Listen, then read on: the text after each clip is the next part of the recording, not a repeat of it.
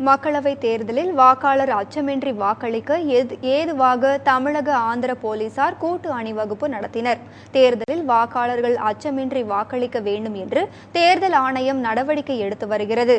இதன் ஒரு பகுதியாக திருத்தணி ஆந்திர ஆயுதப்படை போலீசார் மற்றும் தமிழக போலீசார் இணைந்து அணிவகுப்பு நடத்தினர்.